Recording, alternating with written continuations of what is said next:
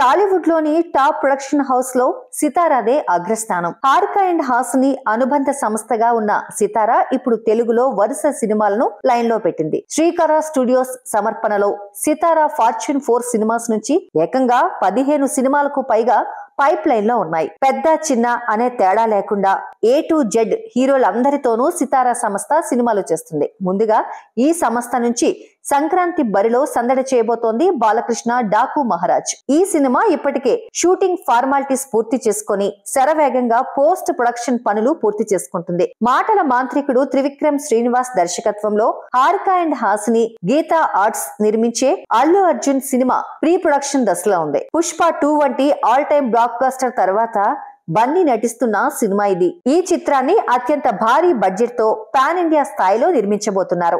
జనవరిలో ఈ సినిమాకి సంబంధించి అనౌన్స్మెంట్ వీడియో రానుందట.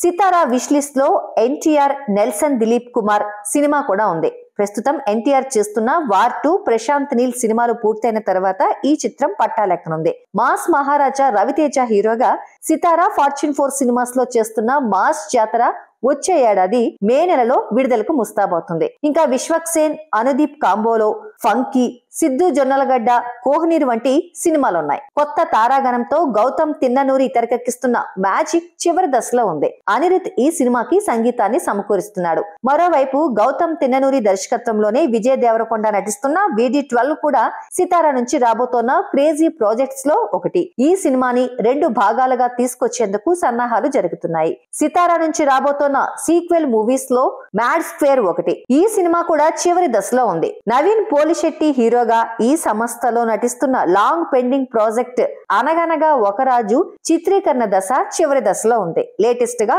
ఈ మూవీ నుంచి వచ్చిన గ్లింప్స్ కి మంచి రెస్పాన్స్ దక్కింది. సితారా సంస్థలో వరుసగా సార్, లక్కీ భాస్కర్ వంటి విజయాలు అందించిన వెంకీ అట్లూరితో బ్యాక్ టు బ్యాక్ మరో 2 మూవీస్ ను ప్లాన్ చేసింది సితారా సంస్థ. తమిళ విలక్షణ నటుడు సూర్యతో వెంకీ అట్లూరి ఒక సినిమా చేయబోతున్నాడు. ఆ తర్వాత నందమూరి మోక్షజ్ఞతోనూ వెంకీ అట్లూరి ఒక సినిమా చేయనున్నాడు. వీటితో పాటు అల్లరి నరేష్, అశోక్ గల్లా వంటి హీరోలతోనూ సినిమాలు లైన్ లో ఉన్నాయి.